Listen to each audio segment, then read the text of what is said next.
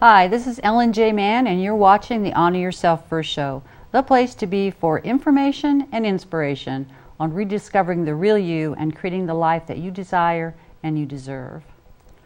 I was real upset the other day. I got a letter from the rescue mission asking for some contributions, of course, because that's how they're funded.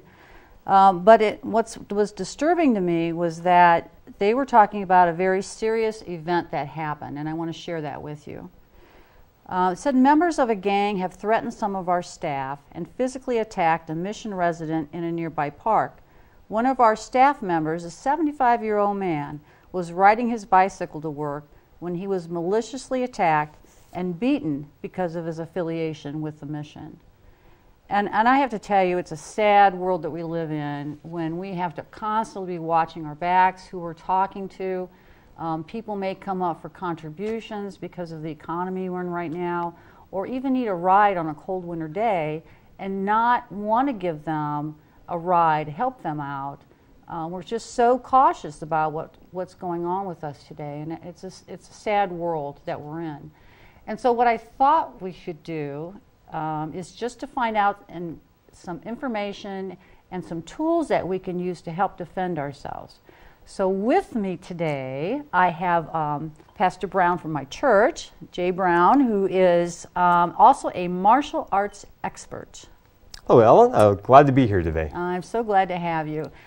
And I wanted you here for a couple reasons. First off, you have a passion for martial arts, and you've taken that passion and you've used it in a ministry that you have here in Fort Wayne. Can you talk a little bit about that with us? Absolutely. I've been involved in the martial arts for about 35 years now, so it's something that I've had a passion for ever since I was a young boy. And growing up, I never really knew that my ministry and love for the Lord and the martial arts were going to coincide.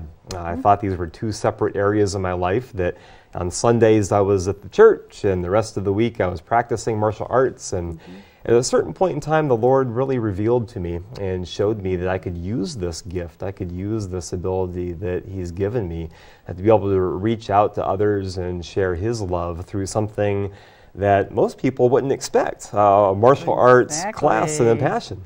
That is kind of weird, but it is kind of exciting as well too. And what I read on your bio is that you've started up several different groups throughout the country as you've been traveling around. You just land in a place and start the martial arts ministry and takes it from there. I have. What a lot of people don't realize is that because the martial arts are holistic in nature, the mind, body, and spirit, they really do lend themselves quite naturally and easily to the spiritual nature. Now, those of us in the Christian faith, though, instead of following the Eastern religions where a lot of the roots and the foundation of the martial arts practices may have came from and taken place, we replace that with then that from the Christian faith, and we make sure that everything that we do has Jesus Christ as its root and its foundation, so that we're teaching and practicing only biblical principles. Well, there is some discipline too that we need to be following in the Christian faith as well too, so it does coincide pretty nicely. I have that issue with meditation, people think it's a religion. It's really not. It's just a discipline that you use to help yourself be more internally focused so that you can be better out externally as well too. So absolutely. And even the Bible encourages us to meditate. In Psalm 1:1 we're told to meditate upon God's word, and day and night. Day and night, there you go. Exactly. Beneficial for our lives so that we can be whole. Exactly. So you've gone the Chuck Norris route, kind of. I mean, what is the practice that you use, the specific martial arts that you specialize in? We do a discipline in martial arts called Ishiru Karate, a Japanese system. The I is for one, and Sho is for life, and Ru is for system. So you have one life system, or a holistic system for one's whole life. And part of that is that we don't teach, like I mentioned before, where I made the mistake early on in my days of thinking that different areas of my life were compartmentalized and kept separate from each other. But really, the martial arts is meant for, and specifically this Christian martial arts, meant for all areas and all aspects of our life. And so this Ishiru system tells us that the same principles that we're learning inside the karate classroom, the same principles that we're learning inside of the church as we're reading the Holy Scriptures, etc., all are joined together, and we use them for whether we're at school, at work, at home, with a neighbor, at the gym. Doesn't matter. They're for our whole life. Yeah, that's awesome. That's cool. And you've actually written a couple books and a really cool DVD on one of them, Breaking Barriers, and then also Street Smarts from Christian Martial Arts. Which one was the first one that you did? The first one was Street Smarts. Okay. I had a lot of questions in the very beginning, as you can imagine. What in the world does martial arts have to do with the Christian faith? And so what I did was I took a lot of the principles and the foundations that we teach inside the martial arts, the self-respect, the discipline, the self-control, all of those things, and I took a chapter on each one and wrote it in the book there. So we have 40 chapters on different principles that we teach. And then I take it and I show people not only how they're good for martial arts, but how they apply to your everyday life. And then more importantly, to really bring that holistic nature together, I show people how all of those principles are biblically rooted. So then we make the connection then from this is what we practice in the martial arts. Oh, and it came from the Bible. I can find it right here in God's Word. Exactly. I love that. And then the second book, Breaking Barriers. Go ahead. It says realizing spiritual victory through Christian martial arts. Exactly. I was asked one time at a congregation to do a karate demonstration during a Bible study hour. And I said, well, I can't just do a physical karate demonstration during a Bible study hour. There has to be some Bible study that goes along with it, and we have to involve the Scriptures. And what I did was then, I took a board and brick breaking demonstration, and I showed all of the principles of board and brick breaking. You have 6 different principles. You have to have a strong foundation. You have to have faith and confidence in what you're doing. You have to be physically fit in order to be able to do that. You have to have focus. You have to have follow through in order to break that board or brick. And not everything goes right the first time. There are times when you have to have forgiveness. And so I took each one of those tenets and I showed how, again, that yes, we use them in the martial arts, but they apply to our everyday life and they're biblically rooted.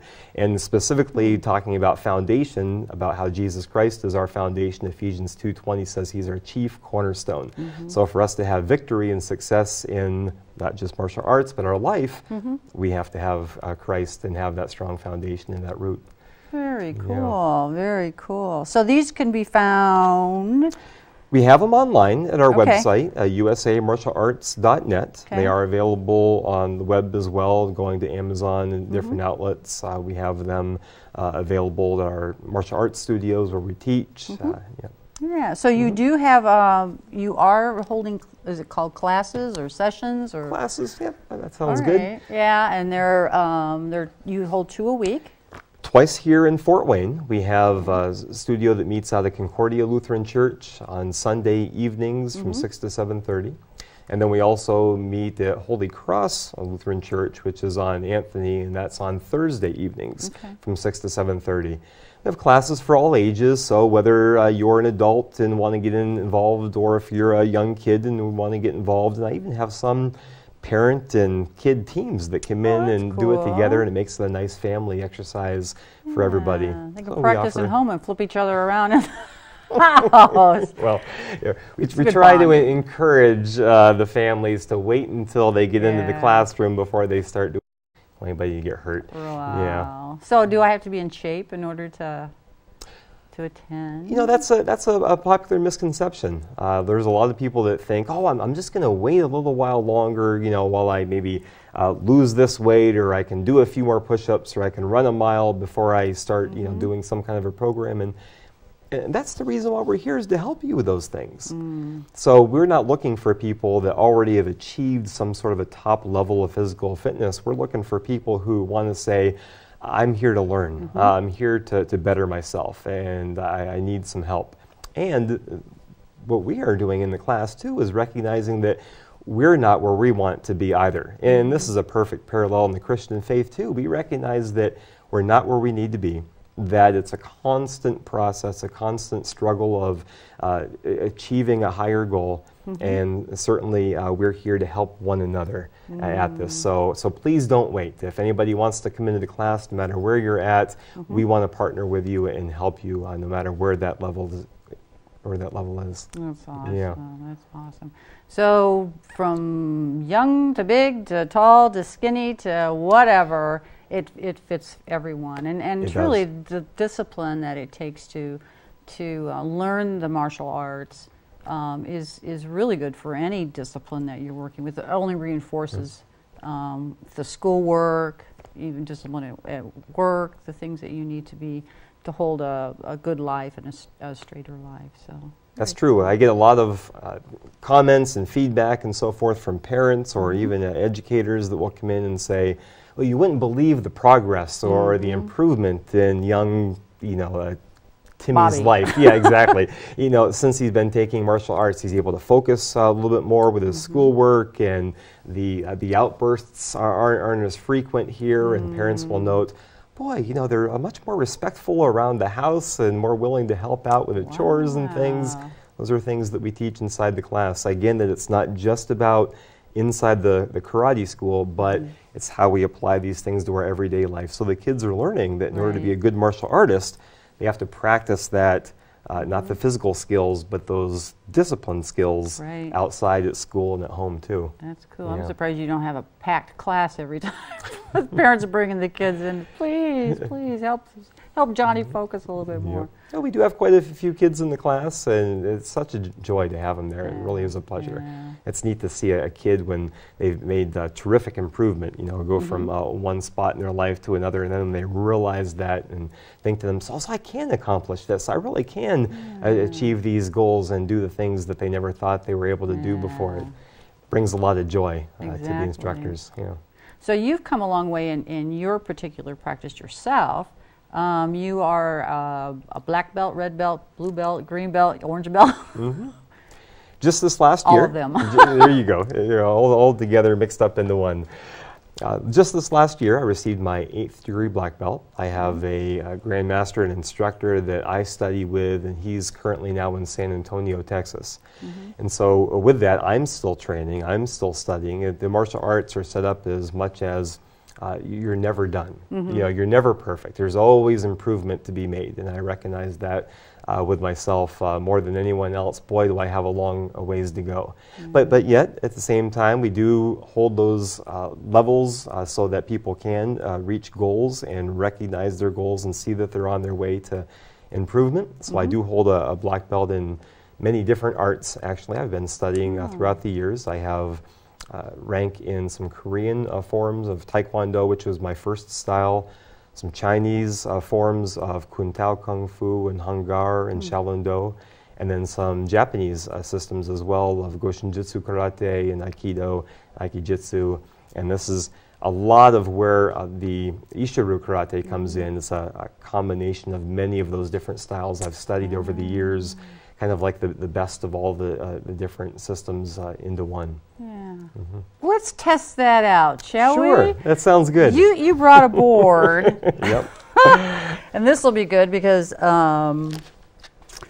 is the first time I've ever done this. So I'm going to hold this board, and you're going to break it, right? I'm going to break that. I'm going to show you a little bit as we talked about the book and the different principles from here. Okay. The foundation, faith, fitness, focus, follow through, and forgiveness. All right, so first the foundation. Okay. And so you have to have a strong foundation, and now I'm going to ask you then to hold stiff here and with a good stance, maybe with your legs spread apart so that when I press on the board, there's not any give. Excellent, just like that. All right.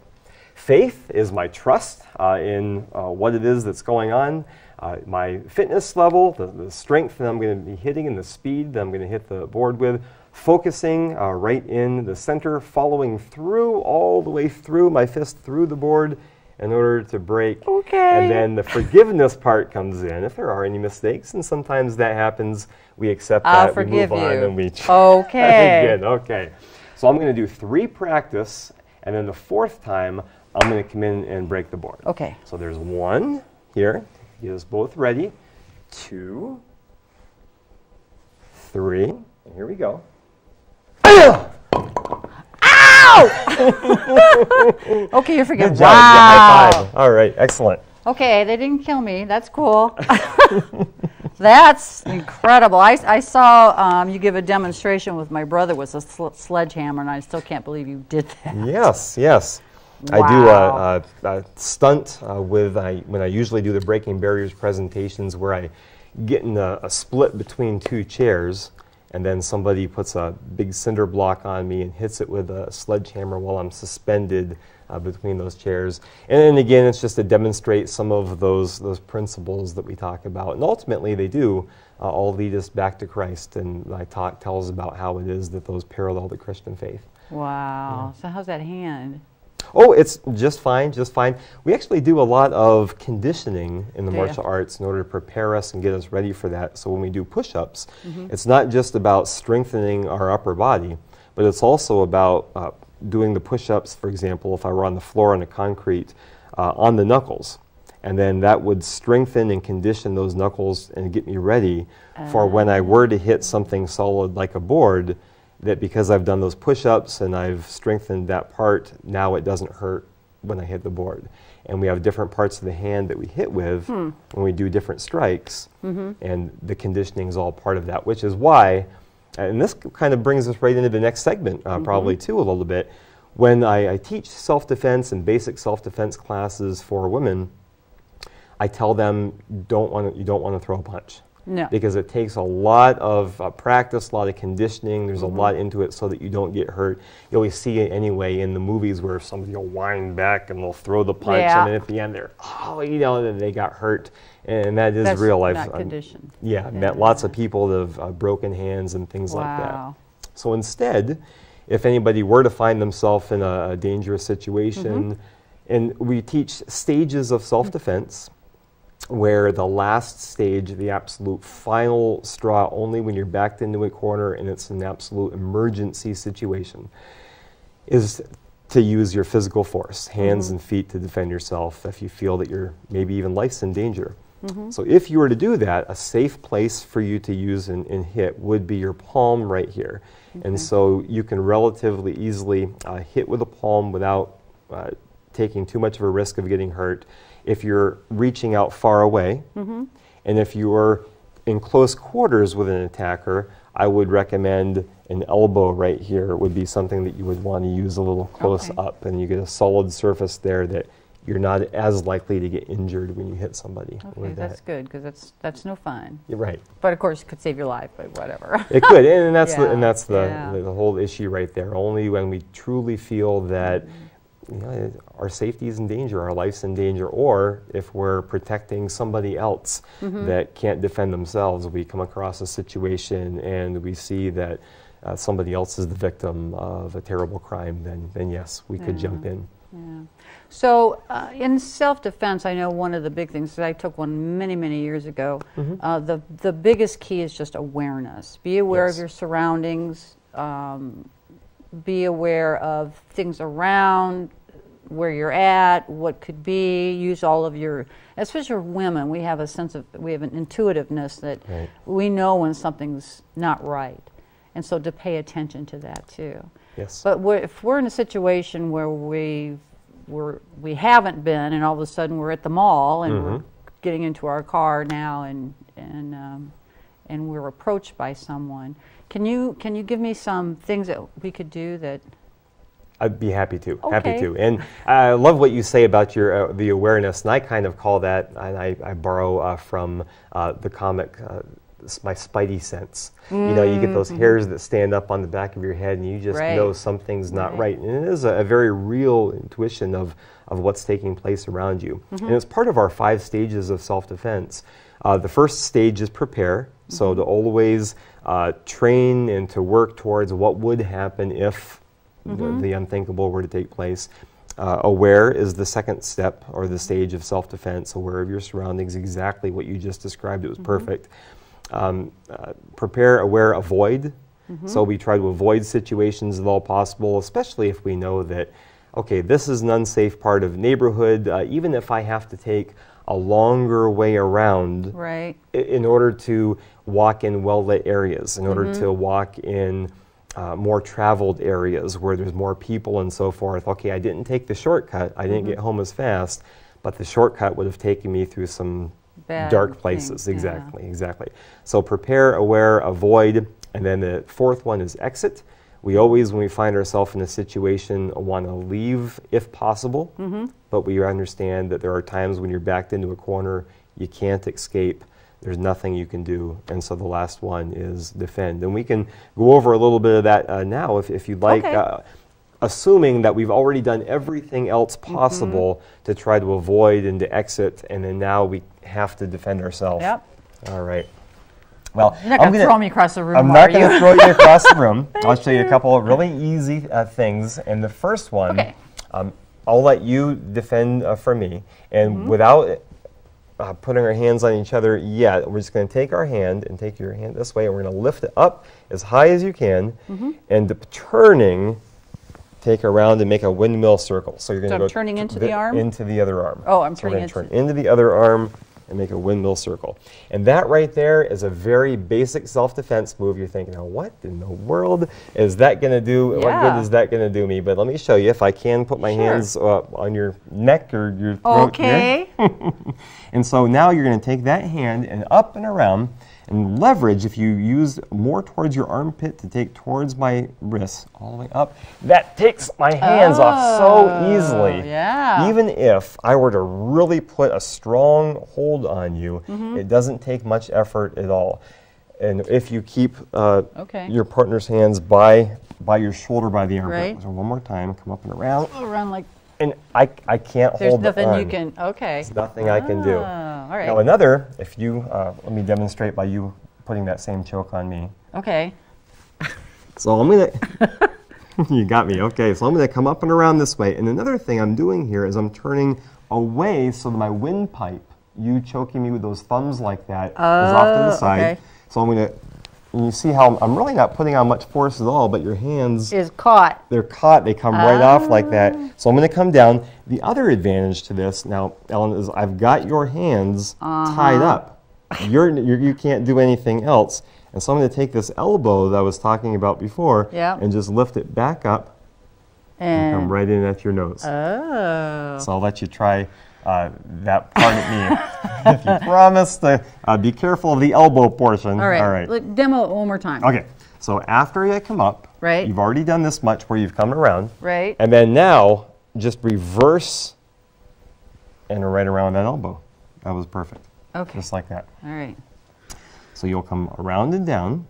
Got you there. Around and down. And then now back up with that elbow, and you would go right. And that's a great. And sometimes you only need a little bit of time, buying some time to be able to escape.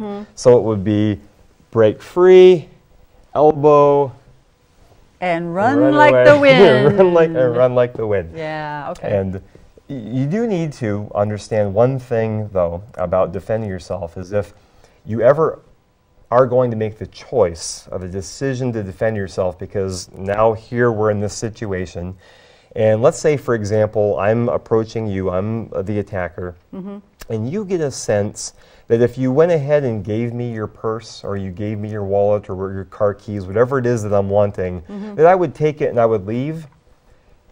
Better to do that. Yes, absolutely. Go ahead and do that. But there are going to be times, and again, we're talking about that spidey sense again, that feeling, that gut feeling that you have. If you think to yourself, you know what, no matter what I do, this isn't going to end.